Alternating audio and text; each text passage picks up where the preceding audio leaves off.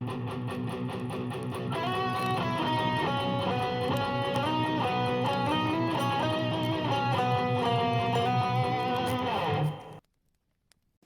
back to 25 Days of Christmas Comics. I am your host, the Dude Without Fear, and this is day 5. I hope that you've been enjoying our selection of Christmas comics so far. I have been reading a lot of Christmas comics over the past few weeks to prepare for this event, and for the most part, the comics that I've selected have a good Christmas-centered moral to the story and something that we can, apply to the holiday season and how we treat and act during the holiday season. But some of the comics that I've selected are just stories that take place around Christmas time that don't necessarily have a meaning and a moral like that, but nonetheless, we can still learn from the story that we read. So our Christmas comic book tonight is one of my personal favorites, and I'm very excited to present to you Detective Comics number 826. This is, in my opinion, a masterpiece written by the great Paul Dini of Batman the Animated Series fame, and it is a story called Slayride.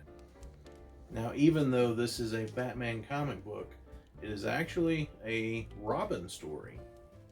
And this is before the New 52 era of DC Comics, so it's in my favorite era of DC Comics. And this is Tim Drake Robin before he became Red Robin, which was his persona that he grew up out of Robin, just like Dick Grayson before him grew up to be Nightwing. Tim Drake grew up to be Red Robin. But this is before that. Our story starts out, and Robin is on a motorcycle being chased by some gun runners that are shooting at him. And he is thinking to himself while he's escaping how this night just has not gone his way, because for weeks he's been setting up a bust for these gun runners who are selling guns to kids on the streets and causing kids to get killed. And the day that he went to go do his bust, a rival gang showed up and he kind of got caught in the middle of it. So he's trying to get away from these dudes, and the gangs kind of team up and try to take him out. And so his bike gets hit by one of the other gang cars, and so now he's on foot. And so it's not looking good for Robin. He doesn't really know what to do, where to go. And all of a sudden this car comes up and says, Robin, over here. And he says, I don't know who that is, and at this point I don't care. I need distance from these thugs. Besides, any port in a storm. And before he can finish that thought and he's in the car, he looks up and the Joker's staring at him, and he just goes, sup. And then he gasses Robin, and Robin passes out. And while Robin is blacked out, we flash back to a conversation that he is having with Nightwing while he's watching an old Marx Brothers movie. And they're talking about the Joker, and Tim's like, do you ever think about who he really is? And Dick's like, you mean his real name or family history? And he's like, no, like what Bruce doesn't have in the back computer, in the records. And Dick says, there's not much to tell, Tim. I've heard he was a sad-filled comedian just as often as I've heard he was always a monster. All anyone knows for sure is that the accident that scarred him turned him into what he is now. I can tell you this, though. He loves what he does. I've seen him saunter into a room and then stop just to listen to those first curious whispers and savor how quickly they turn into screams. It's candy to him, a sip of rare wine, the chorus of a favorite song. And Tim says, blood in the water. And then Batman comes in. He's been outside training. He says, exactly. Then his eyes dart around until they lock with the person who is scared of him the most. His grin widens. He moves forward like a comet going into a routine, and God help the poor soul he chooses. And then Tim starts to come out of it, and he's waking up, and he wakes up to the Joker singing Rocking Around the Christmas Tree. And Joker's like, "Hiya, kiddo!" And every time I read the Joker, I mean, it is Mark Hamill's Joker voice. And that is just how I hear the Joker every time I read the Joker comic book. But Joker apologizes about the gas because he didn't want him getting the wrong idea and start hitting him. And he also said, that's also why I tied you up. And Robin is tied up with Christmas lights and buckled in and gagged. And Joker makes sure to let him know that he tossed his utility belt out the window. And Tim's just thinking to himself, stay calm. Don't give him anything to work with. Just think. And so they're driving along, and Joker's like, kind of funny us running into each other like this. He's like, I could not have planned this. And Joker tells him that he wasn't out looking for him. He was just out enjoying the scenery and enjoying the season. And he came across Robin in trouble and decided to help an old pal out. And he's like, we never do this. We never just hang out. We're always just trying to destroy each other. And Tim's, stay calm. Don't react. Joker tells him, this evening came as a complete surprise to both of us. So I'm calling a truce. And he's like, maybe it's that old Christmas spirit, or that pressing my advantage would be anticlimactic. Either way, I'm letting you go. And Tim's like, no way. There's no way that that's actually happening. And Joker, as soon as we get somewhere safe, I'll let you go. And he's like, a little present from me to you in honor of all. And then all of a sudden, this bum steps out in front of the car, and Joker just plows into him, just runs him over.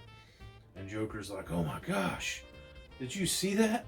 That poor old man ran right in front of me. He's like, we better back up and help him. And he backs up over the guy. And he's like, oh my gosh, that wasn't a good idea.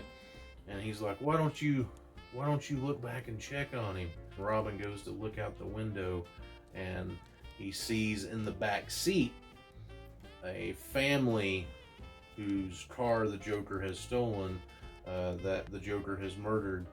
They're just laying dead in the back seat. And Joker's like, how does it look? Oh man, I was afraid of that. And he calls 911, and he's reporting an accident at the location where they were. And as he's on the phone with 911 reporting it, he runs over a woman with his car. And it really reminds me of that scene in Highlander where the Kurgan has Brenda, and he's just trying to freak her out as much as possible and create havoc, and he's just driving on the sidewalk, running over pedestrians and everything.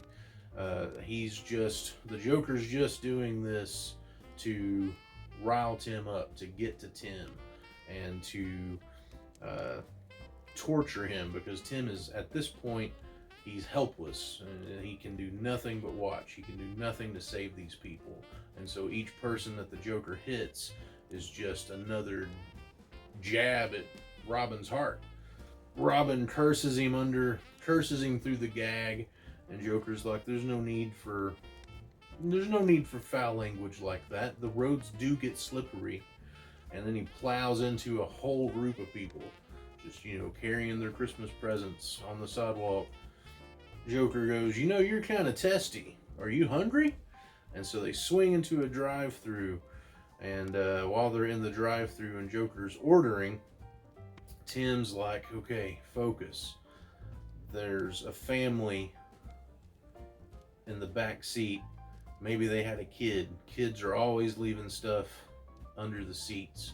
And so he's filling, his hands are tied behind his back in the seat, and he's trying to feel down in the seat to find anything that he could use to get out of the ropes that he's tied up with. And he's trying to do this while not alerting the Joker. And so the Joker's ordering at the drive-thru, and he just, he's saying this huge order. He starts with these 2 shakes that he wants, and chicken tenders and burgers and like all this stuff, and he's just going and going and going and going. And the girl taking his order is like, "Sir, you're going too fast. Sir, slow down. Sir." And all the while, Robin's digging in the seat, and Robin finds a toy car, and he's like, "They had a little boy. Oh my gosh." He's like, "Stay focused." So he's like, I can break the hood off and use that to cut through the rope a little bit, just to loosen it. And so at this point, the woman taking the Joker's order tells him that he's just going to have to repeat his entire order because she couldn't get it. And he's like, "Oh my gosh, of all the incompetence." And he pulls forward, and he just gives her a huge mouthful. He asks to see her manager. And then the manager comes to the window. And you got to think, how terrified is this girl? Because it's Gotham City. Everyone knows who the Joker is, what the Joker looks like. And this girl, she's probably just a little high school girl taking orders in the drive-thru around Christmas time to make some money. And the Joker comes up to your window. And so he asks for the manager, and the manager comes to the window, and he's like, "I'm sorry, sir, I'm the manager. How can I help you?" And Joker doesn't even look at him. He just takes out a gun and blows him away and drives off. Very Joker thing to do. And Joker's pissed, and he's like, "Man, I really wanted those shakes." It's like, "Oh well, life's full of disappointments." And he's like, "Oh, that reminds me, I'd better get rid of this." And he reaches behind Robin and takes the toy car from his hand and chucks it out the window. He's like, "I put it here while you were out. Just one of my little pranks to instill false hope. Like that line I fed you about letting you go. And don't bother feeling around for anything else under the seat. I promise you there isn't anything there." And Robin's thinking to himself, "There's always another way out. Always." And he's like, "My hands are sweating. Good." And he's thinking maybe I can get one of my gloves off and get loose of the ropes. And Joker at this point takes the gag off of Robin because he wants to hear Robin beg, and he wants to hear Robin plea, and he wants to hear Robin say anything to acknowledge everything that the Joker has done up to this point. And he's like, "You won't speak? You won't say anything? Don't you have anything to say?" He's like, "Well, if you won't plead with me for your life, I'm sure you'll speak up for someone else's." And he says, "Oh, looky, kids and Santa." And he aims the car right towards this group of kids that are visiting Santa. And Joker's like, "Now there's my wish come true." And Robin's staying focused. And Joker's like, "Last chance, Junior. Sure you've got nothing to say for dear old Santa Claus?" And right before they get to the group of people in the corner, Robin says, "You can't fool me. There ain't no Sanity Claus." And Joker bursts out laughing. He swerves the car and misses the people and drives off. And Joker's like, "Very good. A Marx Brothers quote." It's like, "Very good indeed. I am impressed. It does my heart good to know that today's mindless youth has not forgotten the classics." And Robin smiles and he says, "Sure, I love the big store." And then Joker gets mad, this angry look on his face. And he's like, "Oh, but that line isn't from the big store. It's from A Night at the Opera." And Robin's like, "I don't think so." And he's like, "And you call yourself a fan? It's from the contract scene. Groucho and Chico are going back and forth over the singer's dill and tearing up bits of the..." And then Robin just punches him in the face with his hand that he got free. And then he grabs the rearview mirror and yanks it off the windshield and just beats the Joker in the head with it, and he says, "One chance to do this fast. Don't make jokes. Just go Batman on him." And he just gets in a fight with the Joker in the car, and he's wailing on him. And the Joker gets on top of him, and Robin feels something in the Joker's pocket, and he's like, "It must be." And he reaches in and gets it and pulls out the Joker gas and gasses the Joker with his own gas. Joker opens the door and falls out, and he's like, "You won't win this way, not with my own joke." And then Tim in the car just drives off, and Joker is coughing and gasping for air, and you hear honk honk, and you look up, and there's just Joker's in the middle of the road, and there's a semi truck coming right at him, honking for the Joker to move. And I imagine that this guy is probably trying to stop for somebody in the road, but it's Gotham. Maybe he isn't. And Joker says, "Hey, if this weren't happening to me, it would be funny." And then he's like, "Oh, who am I kidding? I can take a joke." And then the truck hits him, and he goes flying off of a bridge. He falls into an open trailer truck that's passing underneath them. And our story ends with the police there where the Joker was hit, and Batman is talking to Robin, and Robin asks, "Is there any point in hoping they found his body on the street?" And Batman says, "Doesn't look like it." And Robin says, "Thanks, Santa, and here I thought I had been so good this year." And Batman tells him that he's proud of him, that he took the worst that the Joker could throw at him, and he beat him. And he says, "That may not make you feel better about his victims, but he won't be hurting anybody else for a long time." Robin says, "That's something, I guess." And Batman says, "Sometimes that's all we get." And so, while this story doesn't necessarily have a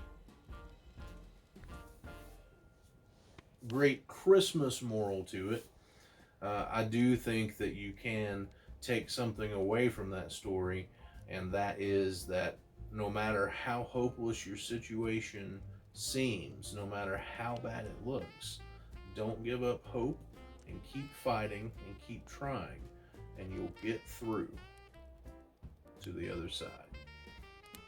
So that is all for day 5 of 25 Days of Christmas Comics. I hope that you enjoyed this episode, and I hope that you'll join me back here tomorrow. Good night, and God bless.